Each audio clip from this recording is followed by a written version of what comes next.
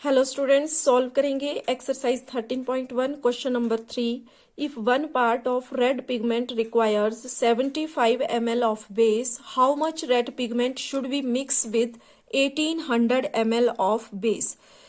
तो question number 2 में हमें कुछ इसी तरह से दिया गया था, जिसमें पेंट का मिक्सचर तैयार किया जा रहा था और उसमें part of red pigment given थे और पार्ट ऑफ बेस हमें फाइंड करने थे।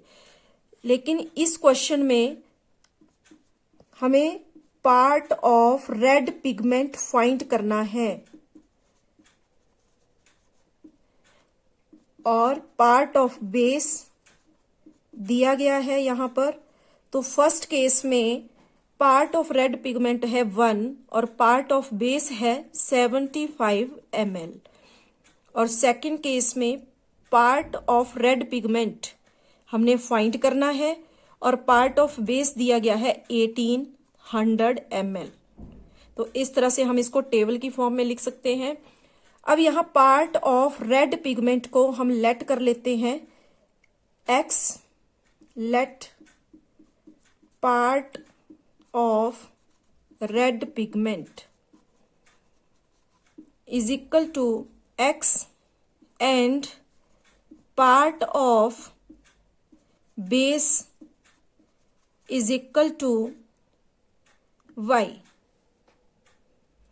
तो यहां हम ऑब्जर्व कर रहे हैं कि जब पार्ट ऑफ रेड पिगमेंट 1 है तो पार्ट ऑफ बेस उसमें मिक्स करना पड़ रहा है 75, और यहां सेकंड केस में पार्ट ऑफ बेस जो है वो इंक्रीज हो रहा है। तो इसका मतलब यहाँ पार्ट ऑफ रेड पिगमेंट भी इंक्रीज होगा।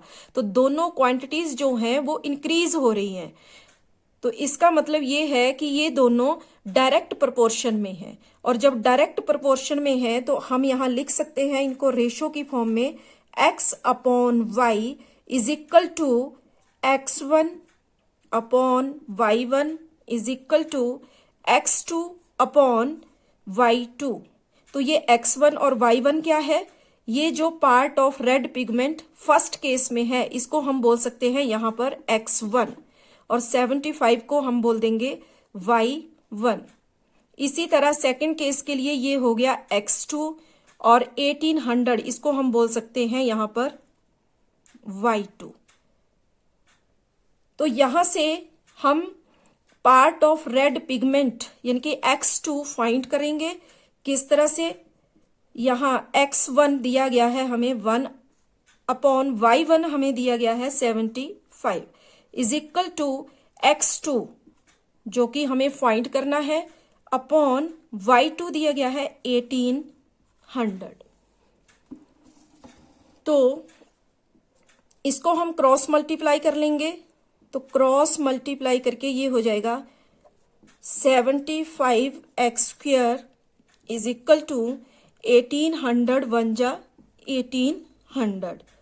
अब यहां से x स्क्वायर नहीं लगाना है, यहां x2। तो x2 की वैल्यू निकल जाएगी 1800। 75 यहां मल्टीप्लाई में है, यहां आ जाएगा डिवाइड में।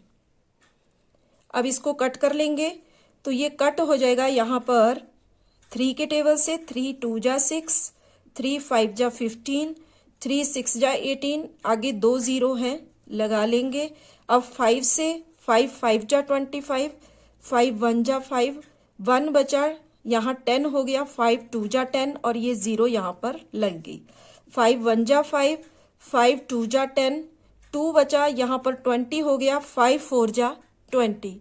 तो x2 इज इक्वल टू यहां पर आ गया 24, और x2 हमने यहां लेट किया था पार्ट ऑफ रेड पिगमेंट। तो इसकी वैल्यू हमें मिल गई 24 ml। तो यहां हम लिख सकते हैं, क्वेश्चन है कि how much red pigment should be mix with 1800 ml of base. तो यहां आंसर में हम लिख सकते हैं 24 parts of red pigment should be mixed